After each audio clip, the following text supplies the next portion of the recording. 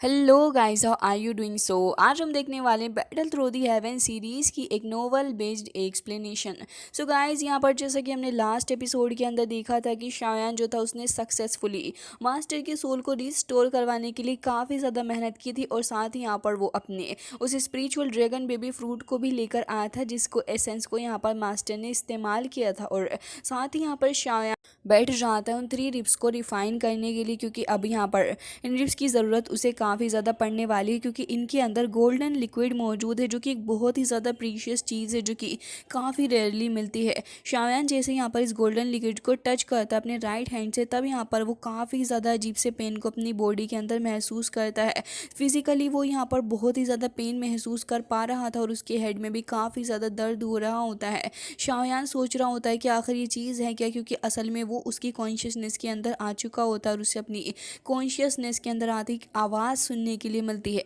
जो कि थी great heaven creation palm technique. शायान अब यहाँ पर आने के बाद समझ चुका होता है कि असल में वो यहाँ पर इस टेक्निक के इनहेरिटेंस के अंदर आ चुका है, और जैसे ही यहाँ पर शायान आया तो इसका मतलब तो ये है कि शायान को यहाँ पर इस टेक्निक को इनहेरिट करने का मौका भी मिलने वाला है। शायान जो था अपने सामने खड़े हुए एक फिगर को देखता है और उन्हें देखकर रियलाइज़ करने लग जाता है कि यहाँ पर ये तो वही ओल्ड मैन है जो कि यहाँ पर इन 3 रिप्स की जो इनहेरिटेंस है इसको अपने पास में कैरी करते हैं। और अब शायान की बारी लगने वाली थी इस इनहेरिटेंस को हासिल करने के लिए। तभी यहाँ पर हमें एक ओल्ड फिगर देखने के लिए मिलता है जो कि शायान के पास में आ चुका होता है, और हमें पता चलता है कि यहाँ पर शायान को एक ग्रेट हेवन क्रिएशन पाम की टेक्निक मिलने वाली है जो कि गाइस असल में होने वाली है त्यान क्लास की लो लेवल की डाउ टेक्निक, जो कि शायान के लिए तो यहाँ पर मज़े ही मज़े वाली बात हो गई। अब यहाँ पर जैसे ये फिगर शायान के सामने आ गया था तो वो उसको ये चीज़ बता देता है कि आखिर ये टेक्निक जो है वो किस तरीके से शायान को मिल सकती है। साथ ही हमें पता चलता है कि असल में ये जो टेक्निक है वो 100 दाव टेक्निक्स की कंबाइन एक टेक्निक है, जिसकी वजह से यहाँ पर अगर इस टेक्निक का इस्तेमाल किया जाए तो इस काय के साथ और उसके आसपास की जो जगह है वो काफ़ी बुरे तरीके से डिस्ट्रॉय हो जाएगी। और यहाँ पर अगर इसको ढंग से शायान इनहेरिट नहीं कर पाया तो हो सकता है कि यहाँ पर ये जो गोल्डन पावर है वो उसे अपना खुद का सलाइवा बनाकर यूज़ कर ले, तो फिर ये तो एक शायान के लिए काफ़ी ज़्यादा इंटेंस सिचुएशन हो जाती है, क्योंकि शायान को तो यहाँ पर ये टेक्निक हासिल करनी भी थी, लेकिन शायान को पता था कि इसके कॉन्सिक्वेंसेस भी क्या हो सकते हैं। इसी वजह से बेचारा सोच रहा होता है कि अब क्या करना है। हालांकि जैसे ही यहाँ पर वो फिगर कहने लग जाते हैं कि जो the great heaven creation palm technique है वो एक काफ़ी ज़्यादा स्ट्रॉन्ग क्रिएशन टेक्निक होती है जिसका इस्तेमाल तुम कर सकते हो, और यकीन करो कि अगर इस गोल्डन एनर्जी का इस्तेमाल किया जाए तो फिर ये यहाँ पर तुम्हारी मरीडियंस के थ्रू होते हुए जाएगी, और उसके बाद यहाँ पर ये great heaven creation palm method का इस्तेमाल तुम कर सकते हो। लेकिन इससे पहले शायान की जो मरेडियंस होते हैं उनको यहाँ पर काफ़ी ज़्यादा पेन को इंड्योर करना था, और यही शायान का असली टेस्ट होता है कि यहाँ पर अगर उसकी बॉडी इस चीज़ को सहन कर पाए तो फिर शायान इस चीज़ को इनहेरिट कर लेगा, बट अगर ना कर सका तो फिर इसका एंड हम सभी को पता है कि आखिर क्या हो सकता है। अब यहाँ पर वो जो ओल्ड फिगर था वो यहाँ पर ट्रांसफॉर्म हो जाता है काफ़ी ज़्यादा ह्यूज से पाम के अंदर, एंड ये 2 पाम्स क्रिएट हुए थे जिससे कि एक बहुत ही ज़्यादा खतरनाक काफ़ी ज़्यादा स्ट्रॉन्ग तरीके के ये पाम यहाँ पर हो चुके होते हैं, जिसके अंदर से ब्लैक एनर्जी बोस जो थी वो यहाँ पर शिफ्ट कर रही होती है एक स्ट्रॉम की तरह, जिससे कि यहाँ पर शायान अपने चारों ही तरफ काफ़ी ज़्यादा हैरानी के साथ में देख रहा होता है। शायान यहाँ पर इस चीज़ को देखकर ये समझने की कोशिश कर रहा होता है कि अगर उसने इस त्यान क्लास की डाउ टेक्निक को हासिल कर लिया तो यहाँ पर आखिर कैसे इसका इस्तेमाल किया जा सकता है। वो फिगर जिसका नाम जाओ हुआ था उसने शायान को इस चीज़ के बारे में सिखा दिया होता है। शायान भी जैसे इस चीज़ को देखता है तो फिर उसे यहाँ पर गोल्डन लाइट देखने के लिए मिलती है। शायान ये भी समझ चुका होता है कि अब मुझे पता चला है कि आखिर किस तरीके से इस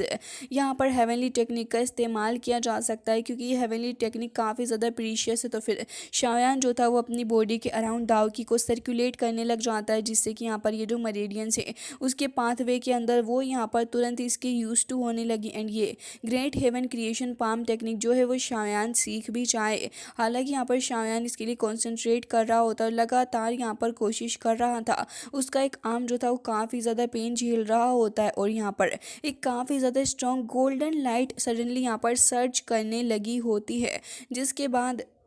शाओयान को ऐसा महसूस हो रहा होता है कि उसके राइट हैंड के अंदर यहाँ पर ये जो दाव की है वो काफ़ी तेज़ी के साथ में ड्रेन हो रही है और ऐसा लग रहा है कि कोई तो इसे बॉडी से निकाल रहा है, लेकिन फिर भी शाओयान यहाँ पर लगातार कोशिश करे जा रहा होता है क्योंकि ये टेक्निक तो अब उसे किसी भी हालत में चाहिए ही और ये टेक्निक अब उसकी होने वाली थी। लेकिन तभी यहाँ पर एक मोमेंटम सा क्रिएट हो जाता है क्योंकि हमें देखने के लिए मिलता है कि यहाँ पर एक पेज साइज का ब्लैक लाइट और एक टेरिफाइंग सा खतरनाक वाला जाइंट गोल्डन हैंड अपीयर हो जाता है और वो बहुत ही ज़्यादा टेरिफाइंग नज़र आ रहा होता है। खैर यहाँ पर शाओयान जो था वो देख रहा होता है कि आखिर ये जो great heaven creation palm technique है आखिर ये कितनी ज़्यादा खतरनाक हो सकती है कि एक बंदा अगर एक बार इसकी चपेट में आ गया तो उसका निकलना तो नेक्स्ट टू इम्पॉसिबल ही है इस जगह से। और शाओयान कह रहा होता है कि लग रहा है कि यहाँ पर अगर मैं इसका इस्तेमाल करता हूँ तो फिर अपनी फॉलिंग स्टार पवेलियन को इससे काफ़ी ज़्यादा नुकसान हो जाएगा और शाओयान ये चीज़ बिल्कुल भी बर्दाश्त नहीं कर सकता था। तो इसी के चलते वो इस टेक्निक का इस्तेमाल भी नहीं करता और साथ ही अपने पाम को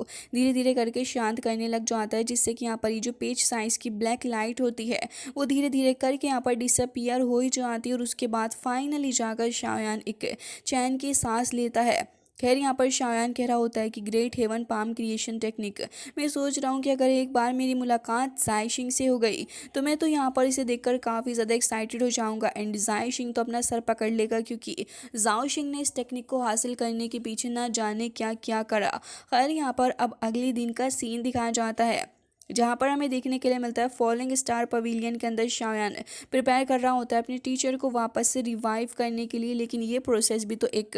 काफ़ी ज़्यादा कॉम्प्लिकेटेड प्रोसेस होने वाली थी। शाओयान और साथ ही यहाँ पर फेंगशुआन जो कि गार्ड हो रहे होते हैं वो यहाँ पर खड़े थे एंट्रेंस एरिया के पास में, क्योंकि असल में यहाँ पर गार्ड करना भी काफ़ी ज़्यादा ज़रूरी था। और साथ ही शाओयान जो था वो एक बोन ग्रोइंग ब्लड फ्यूजन पिल को भी निकाल लेता है जो कि स्लोली स्लोली यहाँ पर याओ चैन की तरफ को ही फ्लक्चुएट कर रही होती है। याओ चैन जैसे ही इसे देखते हैं तो वो इसे देखकर बहुत ही ज़्यादा हैरान हो जाते हैं और ऑब्वियसली यहाँ पर इसे मास्टर की तरफ को कर देता है, जिससे कि वो इसे देखकर बहुत ज़्यादा शॉक्ड हो चुके होते हैं। खैर फेंगशान और साथ ही लिटिल फेरी का जो यहाँ पर ग्रुप होता है वो यहाँ पर खड़े हुए थे क्योंकि पूरी की पूरी रखवाली करना बहुत ही ज़्यादा ज़रूरी है यहाँ पर। जिसके बाद हमें देखने के लिए मिलता है कि अभी ये सारे यहाँ से तुरंत ही चले जाते हैं, लेकिन यहाँ पर शाओयान और बाकी सारे जैसे इस प्रोसेस के अंदर लगे थे तभी शाओयान यहाँ पर उस स्केलेटन के बारे में सोचने लग जाता है, जिसकी वजह से यहाँ पर इतना सब कुछ हुआ। खैर ये सब कुछ इग्नोर करके शाओयान यहाँ पर उस बच्चे कुछ स्केलेटन का यूज़ करने वाला था और इसके अंदर वो यहाँ वाला था हेवनली डीमन फिनिक्स का यहाँ पर ब्लड, जिससे कि यहाँ पर ये और भी ज़्यादा पावरफुल फ्यूजन बन जाए। उसके बाद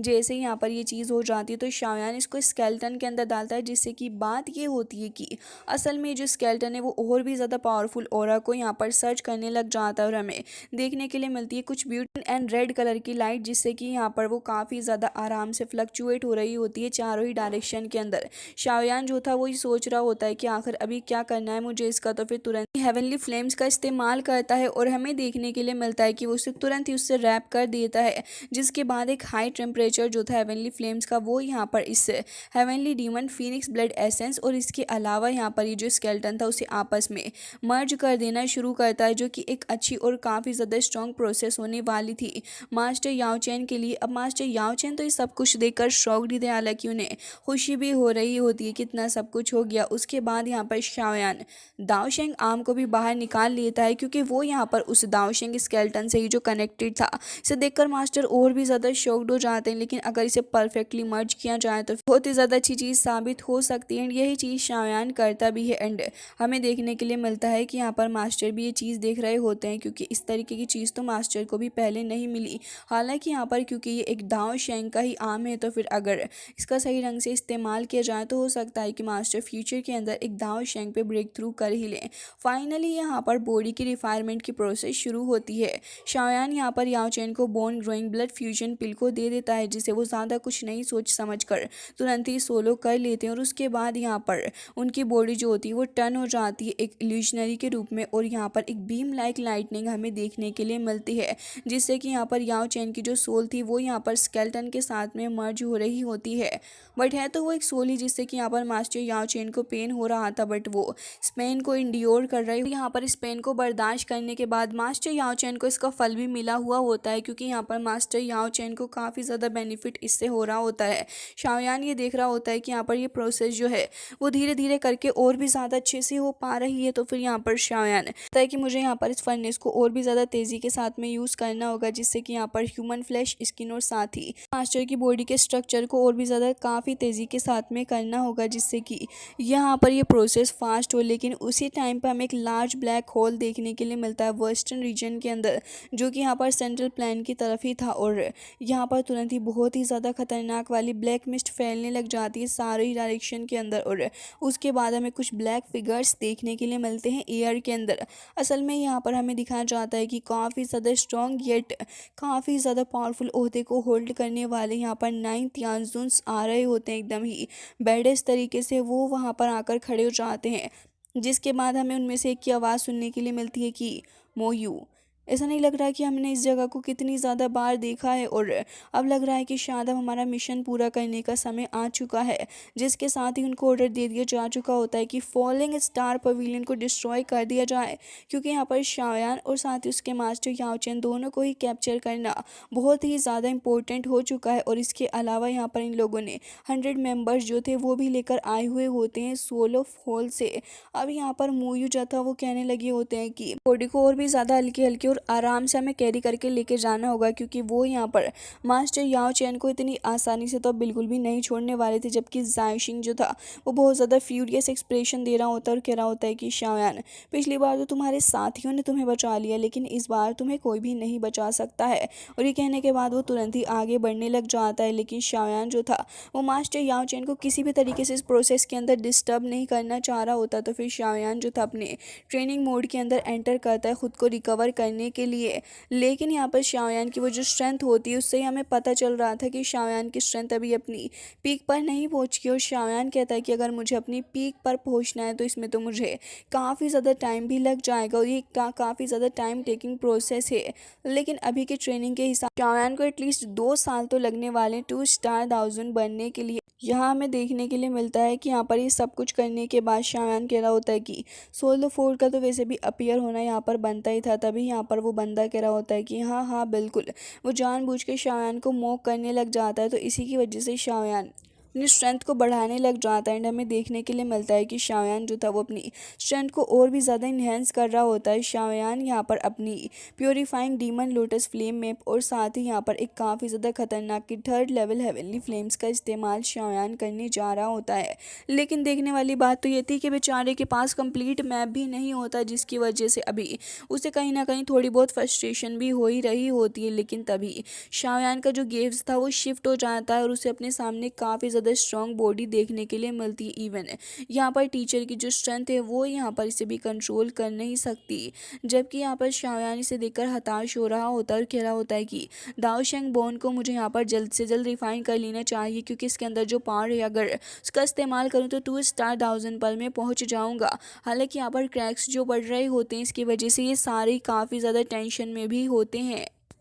अब ये काम करना भी यहाँ पर काफ़ी ज़्यादा इंपॉर्टेंट था और इसी के चलते यहाँ पर शाओयान इस चीज़ को करने भी लग जाता है। लेकिन इमीडिएटली यहाँ पर शाओयान को एक काफ़ी ज़्यादा कोल्ड शाउट सुनने के लिए मिलता है और हमें पता चलता है कि यहाँ पर शाओयान के दुश्मन यहाँ पर पूरे तरीके से फॉलिंग स्टार पवेलियन को ख़त्म करने का ऑर्डर दे चुके होते हैं। अगर आज मास्टर की ये हालत नहीं होती तो शायद अब तक तो शाओयान इन सभी को तोड़ने फोड़ने लग जाता, लेकिन अभी के लिए ऐसा कुछ भी नहीं कर सकता था, क्योंकि यहाँ पर ये सिचुएशन उसके खुद के ऊपर भी बैक क्लैश कर सकती थी। साथ ही यहाँ पर लिटिल फेरी डॉक्टर और बाकी सारे तुरंत ही शाओयान के पास आकर खड़े हो जाते हैं, क्योंकि सिचुएशन क्रिटिकल थी। तभी हमें देखने के लिए मिलता है कि बैरियर के बाहर 100 मेंबर्स हैं सोल होल के, जो कि यहाँ पर फॉलिंग स्टार पवेलियन को चारों ही तरफ से सराउंड करे हुए हैं। इसके अलावा यहाँ पर हमें 3 तियानजुन और साथ ही 7 दाओजुन भी देखने के लिए मिलते हैं। जायशिंग जो था वो तो यहाँ पर यही कह रहा होता है कि इस ओल्ड मैन याओ चेन को मेरे हवाले कर दो, लेकिन लेकिन फैंग जूजे सुनकर कह रहे होते हैं कि बेटा जी तुम्हारी हड्डियों में इतना दम भी है कि तुम ये फालतू की बातें मुझसे कर रहे हो। लेकिन यहाँ पर जायशुआन जो था वो अपनी पूरी तैयारी करके आया हुआ होता है, तो इसी के चलते वो यहाँ पर डर भी नहीं रहा होता है, क्योंकि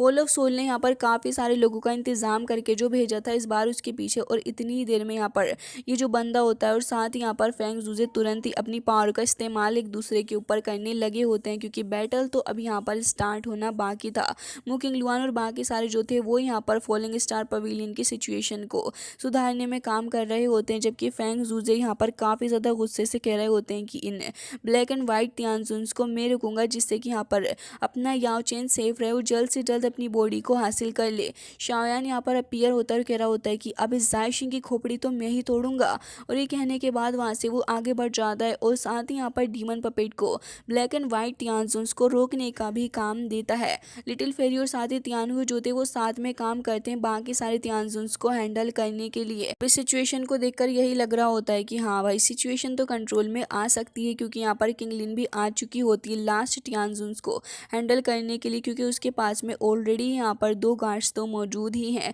जो कि हमेशा उसकी बात मानते हैं। तभी यहाँ पर एक बहुत बड़ा सा क्रैक पड़ने लग जाता है और हमें देखने के लिए मिलता है कि असल में यहाँ पर एंट्री हो चुकी है इन सारे लोगों की। जायशिंग तो हंस रहा होता है और कह रहा होता है कि फॉलिंग स्टार पवेलियन को तुम्हारे ब्लड से धोने वाला हूँ, जबकि यहाँ पर जो बाकी सारे 100 मेंबर्स थे होल ऑफ सोल के वो यहाँ पर अपनी चेंज का इस्तेमाल कर रहे होते हैं काफ़ी ज़्यादा बुरे तरीके से, और सारे के सारे यहाँ पर एक स्ट्रेटेजिकली काम कर रहे होते हैं, जिससे कि फॉलिंग स्टार पवेलियन के एक्सपर्ट्स जो थे वो यहाँ पर काफ़ी कोशिश कर रहे होते हैं, लेकिन चारों ही तरफ से बेचारों को इतने ज़्यादा बुरे तरीके से यहाँ पर ट्रैप कर लिया गया है कि इन सभी के पास कोई भी ऑप्शन तो है नहीं इन सारी चीज़ों का।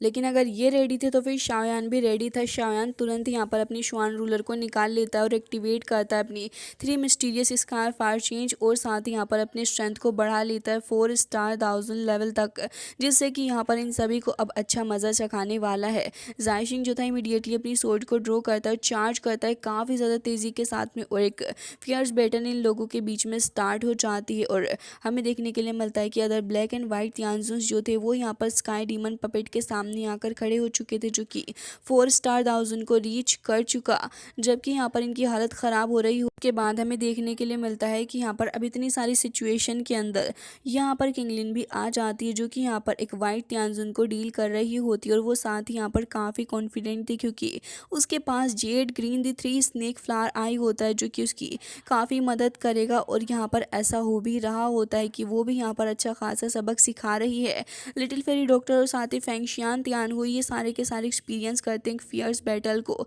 जो कि यहाँ पर 7000 एल्डर्स के साथ में हो रहा था। यहाँ पर होल ऑफ सोल के एक क्योटिक माहौल चारों ही तरफ बना हुआ होता है, क्योंकि सभी लोग तो यहाँ पर एक दूसरे के साथ में इतने बुरे तरीके से फाइट करने को लगे हुए हैं।